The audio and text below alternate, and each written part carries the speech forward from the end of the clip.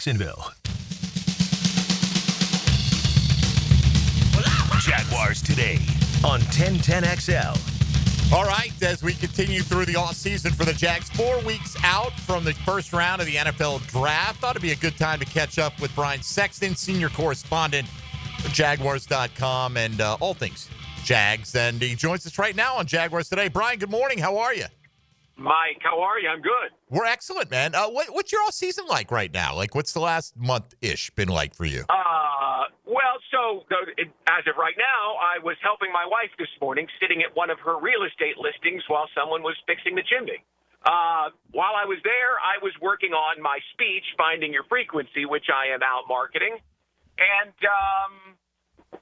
coaching one of my sons through a job interview. So, you know how it is. You just kind of juggle balls in the air, and Tuesdays I spend doing a lot of Jag stuff, and the rest of the week I spend waiting for Tuesday. Hey, it's a good time to be Brian Sexton then, it sounds like. So, That's pretty good. Yeah, just overall impression, Brian, and we all were seeing, maybe you see a little bit more than Tony and I do, but in terms of Liam Cohen, James Gladstone, Tony Baselli, the vision that they've laid out, how they want to work together, what they're doing now to lay some of the building blocks. All we've really seen is this free agent class, but what's the sense you get in terms of them executing things the way they described they wanted to? You know, they're doing things their way. There are some processes that I have come to know through, 30 years of covering draft preparation, and just here, there, and asking, hey, when does this happen? When does that happen? Well, I'm not sure it's going to happen. They put more value in other areas. I can't be really specific other than to say, that they seem to be doing things the way that Gladstone worked with the Rams and with Les Snead and that crew. I'm not in the room. I don't know for sure, but just kind of anecdotally talking to people, they're approaching this draft in a different way, which is why you hired them. You hired Gladstone because he brought in a very analytical approach, and I get the sense, again, it's very rough around the edges, but I get the sense that Gladstone and Cohen and Baselli are out there charting a new course, even though we don't see it. Because, let's be honest, none of us are ever in the draft room. Right. How much, in your opinion, Brian, has the urgency to upgrade the offensive line changed, if it has, after what they got done in free agency? My sense in talking to people is they feel good about what they've done. So much so that, they're not going to force the issue on the offensive line until the player presents himself. I have said on Jags AM that I would love to see them grab the big offensive lineman from Missouri at number 5. He's a guy who can play tackle. He can play guard. He's got elite power. And I was told, hey, don't be so sure that's their approach. They like what they got done in free agency. They're not going to force anything in this draft. So I don't think they have a great sense of urgency. Now, they have a great sense of urgency to keep Trevor Lawrence on his feet, to keep him healthy, to keep him protected. But I don't think they're going to sit there at 5 and say, well, we got to get an offensive lineman. This really feels to me like a catch-as-catch-can in the draft. Listen, and you guys know this, you've been around. The Jaguars going back to 1995 when Tom Coughlin built the first roster, they have had cap room and they have used it in free agency. They have used free agency to build this roster. And they had to this year to get guys that fit what they wanted to do, to lift the floor, as James Gladstone said at his post-free agency press conference. But for the first time in a long time, it feels like the we're going to build through the draft mentality is their personality, that they're actually going to make the draft their priority. Yeah, and they do have 10 selections here, Brian. So, no matter what they do, not everyone's going to be happy with the direction they go with the 5th pick in the draft. But, if they pass on the position that you think they should address, then they may address it in the 2nd, 3rd, 4th round, whatever the case may be. How would you feel, though, presuming Abdul Carter and Travis Hunter are off the board? And I don't know how you feel about them, but a lot of people think they're the 2 best non-quarterbacks in the draft. How would you feel? Okay, how would you feel if they went for an offensive skill guy there? Today we're talking about Ashton Genty, but it could be a Tet McMillan, could be a Tyler Warren, the Penn State tight end. What would you think of that decision if they just simply felt like that guy was a great fit and he was the best player on the board? this team has struggled to score and needs the points. If they took an offensive playmaker, count me all in. And if it's Genty, the running back, listen, I've heard the comparisons to this guy being a LaDainian Tomlinson kind of player. Who doesn't want LaDainian Tomlinson? Right. Did they remember what he did in 2006? I get it. The running back position doesn't hold as much value as it did back then. But the guy is nothing if not a scorer. I would take that. I said on Jags AM this week, we did a little exercise. Who would you want? Beyond who you see in the mock drafts, who's the guy that you'd love to see in teal? Give me Tyler Warren. I'm not a big college football guy. I more watch it in the spring as I'm going back and looking at players. But I did turn on Penn State a couple of times this year and loved watching Warren with the ball in his hands. I liked watching where they moved him around the formation. I give me Tyler Warren. I think that would be great. I am of the opinion that this roster is good, but not great. So if you give me a better player at any position, I'll be happy. I would take any of those guys. Given what they did get done in free agency, we've talked about needs for the team, obviously, since the season ended and before that. But they've had free agency now to address some of these things. We talked about the urgency on the offensive line not being at the fever pitch it may have felt like it was 2 months ago, right, with the additions they brought into the building. So going into the draft, Brian, what do you feel like are the three most urgent needs for this football team to address? I think they need somebody in the middle. Now, that could be Mason Smith and Jordan Jefferson, who take a big step up at defensive tackle from last year. And they're talented guys, and that's certainly possible. But if they went for Mason Graham, it would make sense because this team just hasn't had any push in the middle of the line. And how are you supposed to set your defensive ends up for success if the quarterback can always step up into the pocket? So they've got to get pressure up the middle and force the quarterback out to one of the sides and into the arms of Travon or Josh Hines-Allen. So I think that's a key one. They weren't very good in the middle of the defense in the back end last year either. And Andre Sisco's not back. So safety's an obvious one. And this appears to be a draft with a lot of potential players at the safety spot. And then just what we talked about, you don't have enough offensive weapons. Travis Etienne 2 years ago scored 11 touchdowns. Okay. I'm not willing to say that he is a guy that you can count on to be a touchdown scorer. So then who are you looking at? Brian Thomas Jr. Yeah. Right? Okay, so you need more. You need more playmakers on offense. And I don't want to say desperately, but yeah, you kind of do. Maybe De'Ami Brown is that guy, so count him as a second option because he showed it during the playoffs last year. And maybe you can say that Etienne is if you're projecting back 2 years. But I like Travis, but I've just never been a big fan of him as a number one running back. So I think you got two. I think you need two more. So that's why I was so enthusiastic to your question. What do you think about an offensive playmaker? Hell yes.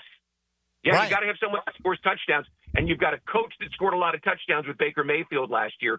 So it wouldn't surprise me at all if they go for a touchdown maker at number 5, or if they back up a couple spots from number 5, if they have that opportunity and get into the range where the McMillan or the Warren or the Genty make more sense. Brian, talking here with Brian Sexton, longtime voice of your Jacksonville Jaguars. When you look at what they did in free agency, as we said, they had a certain type. They had 9 targets. They said they got them all. Oh, that's great. Who's the one signing that you think is going to provide the most value to this football team out of that free agent class? I think, is it McCarry, the offensive guard that they signed from the Ravens? He's a guy that you can move around to either guard spot. Let's be honest. For the last 2 years, this team has struggled to convert 3rd down and 1. And that's with a power back in Tank Bigsby, who is able to carve out yardage. They just couldn't make holes in the middle of the offensive line. I think that's a critical place for the Jaguars to be able to convert.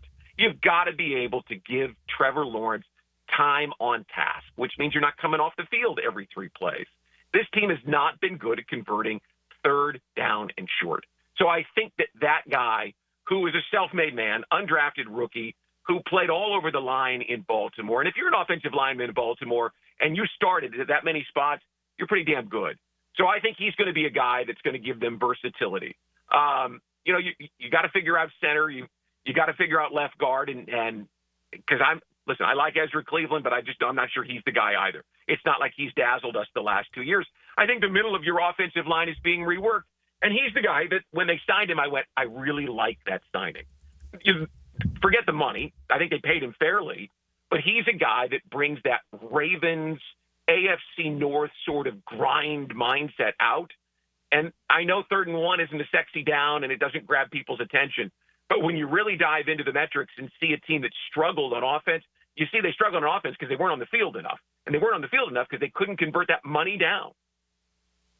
Brian, you've mentioned needing offensive skill guys, defensive interior being on the list, obviously, for the team here with the number 5 pick. A name that we've heard coming up every now and then here in the last couple weeks, especially, is Georgia's Jalen Walker. And he's kind of that hybrid player that could play with his hand down or a stand-up outside linebacker. How would you feel about his fit coming to the team here at 5? Well, listen, has anybody ever said, no, we've got enough pass rush. We're just fine there. Or we got enough Georgia Bulldogs, for that matter. Well, it worked for the Eagles pretty well. I'm saying, right? Yeah, so I'm all right with that as well. You guys know me. I have long been a best available player. You can draft for need, and teams do that. They maneuver into various spots throughout the draft to get what they want. It's interesting. We focus so much on the first pick because really that's where everyone's attention is in the time leading up to the draft. But in talking to people, there are some good edge rushers that you'll find on day 2 and rounds 2 and 3, and some guys early on day 4. So to me, it doesn't strike me as I got to have that. I've got Travon Walker, of whom I am very high on. I think he's a tremendous player, back-to-back double-digit sack seasons. No Jaguars draft pick, none. Not even the great Tony Brackens ever did that. And so here he is in season 2 and season 3 really coming on. And is a terrific football player, and we know what Josh Hines Allen is capable of. I would think if it were me, I would maneuver around the board to find some other spots. But if I look at him and I look at the grade and all the money that I spent on scouting and all the effort to make sure that grade is indicative of the value of the player, and he's there, well, I'd take him. Absolutely, I would take him because, again, at no point in the last couple of years, even with Josh and Travon, have I said, no. We got enough pass rush, guys. So what do you mean? You may not. I know you're not as social media prevalent as Tony and I are. I don't think anyway. No, I'm not. There's a lot of like I don't know if it's wish casting or what, but people speculate about, hey, what could we give to get Travon Walker from the Jaguars? Like what?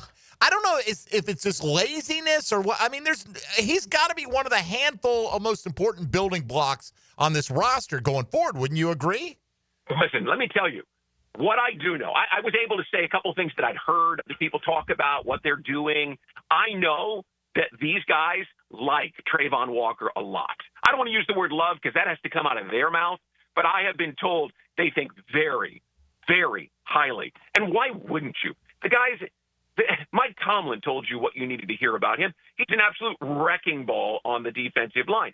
He isn't the most, I don't know how to put it, svelte pass rusher. He's not this guy who ducks underneath. He plays more with power than he does with speed.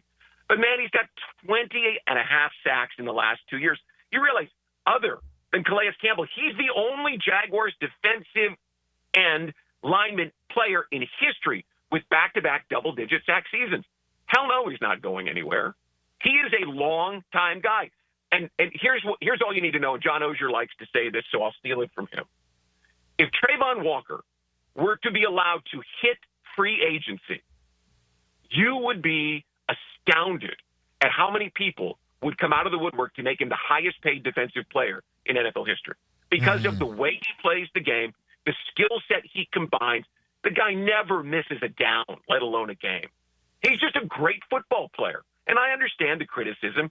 People look at Aiden Hutchinson, and I mean, Aiden is, he's that pass rusher, the guy that just gets sack after sack after sack. Yeah, well, Travon Walker is an outstanding football player. And I can't say enough good things about him. He ain't going anywhere. We've talked about a bunch of the different directions they can go with all of these different things. Do you personally have a favorite fit for the team at 5, given the options you've talked about maybe being available later in the draft? Who is your favorite fit at that spot? I want Tyler Warren.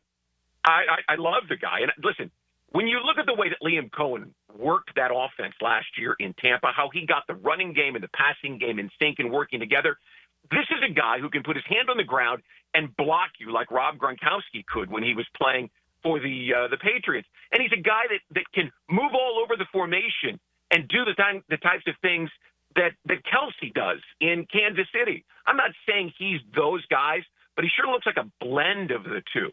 Man, those guys are rare. And if you go back and look at the draft, I think Gronkowski was a 2 and Kelsey was a 3. If you say to the teams that passed on him, would you have taken him? Hell yeah, we'd take him. He's a great player. I like what I have seen from Liam Cohen. I've not had a one-on-one conversation with him at this point in time, but I look at what he did and I understand where he's come from and the Rams and the Sean McVay kind of mindset. I think Tyler Warren would be, man, I think he'd be I'd put him ahead of Diami Brown. I'd say he'd be your number 2 option. He's a guy. If you really want to see what he's capable of, go watch the USC Penn State game and see how many different ways they used him. Or the Notre Dame game in the bowl game in the playoff series against Penn State. I just think he's a hell of a football player. Talented, tough. He's got size. He's got speed. He's got versatility. I just have this sense, Tony, that he would be in Liam Cohen's offense. He would be an X factor and would give the Jaguars a star player. All right. And they've already got a star player. Correct. What do 2 star players do? Yeah, which is kind of why I don't think Ashton Jeanty should be completely off consideration at that spot as well, particularly if he is head and shoulders above what is supposed to be one of the best running back crops in the history of the NFL draft, which argues for and against that because it is a deep group. But if he is that much ahead of such a deep group, you at least have to consider it. Anyway, Brian Sexton. He's LaDainian Tomlinson. I want him. Right. I hear you. And that's the thing, though. Saquon wasn't this Saquon when he played with the Giants, right? No. He was the 1,300-yard guy. He was very good, but he wasn't the world-changing 2,000-yard rusher until he got with that Philadelphia offensive line. So just because you take the talent of that kind of guy, even if he is the next Saquon, you might not have the circumstances to get the best out of him, at least at this point. Brian, all the best, man. And we appreciate catching up with you. And go finish off your checklist of your many duties that you got going on. And hopefully we'll do it again either shortly before or right after the NFL draft. Well, I'll be in Green Bay, so if you want an update from Green Bay, feel free to call me. Oh, we will do that then. Excellent. Brian, thanks, man. Have a great month. You got it, guys. Hey, Mia here, and thanks so much for watching 1010XL Jaguars. For even more coverage of the Big Cats, be sure to subscribe to 1010XL Jaguars.